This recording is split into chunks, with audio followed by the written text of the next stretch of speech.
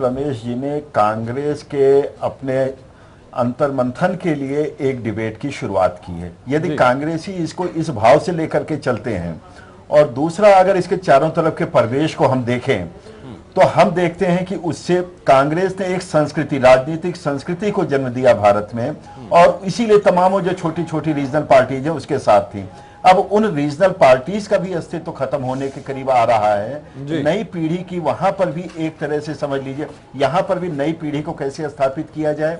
दूसरी तरफ इनसे जुड़ी हुई पॉलिटिकल पार्टीज है राज्यों में, जो अन्य दलों की हैं, क्षेत्रीय दलों की हैं, उनके सामने भी है कि किस प्रकार से हम अपने को एक वजूद में बनाए रखें। समस्या ये आती है कि क्या हम 75 साल के इस विकास के दौर में, जो जयराम रमेश जी कह रहे हैं, क्या हम अपने को सार्थक साबित कर सकते हैं, या पुरानी विचारधारा को लेकर के चल सकते। मुद्दे कई दिए हैं जयराम रमेश जी ने, जो प्राय मीडिया में भी आते रहे हैं, पॉलिटिकल डिस्कोर्स में भी आते रहे हैं।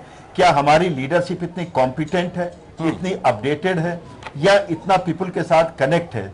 और कोई भी पॉलिटिकल डिस्कोर्स होगा, जब तक उसका चुनावी प्रतिफल नहीं मिलता है तो ये मानना होगा कि कैसे नहीं मिल रहा है। खासतौर पर उस पॉलिटिकल पार्टी के लिए जो हमेशा ये जानी जाती थी, चाहे कुछ भी ना करे उसको 100-150 सीट मिलनी है लोकसभा में। अगर ये 44 सीट पर भी कहती है कि हम कई प्रकार से इस प्रकार से उतार चढ़ाव दे चुके हैं, चाहे जितना इन्होंने उतार चढ़ाव देखा होगा 2 डिजिट में आज तक इसके पहले कभी नहीं आए हैं, तो इनको सोचना होगा क्यों इनका पीपल कनेक्ट कम हो रहा है। देखो, न्यूनतम स्तर जिसकी बात कर रहे थे ज़िशान हैदर, वो न्यूनतम स्तर अब देख रही है कांग्रेस।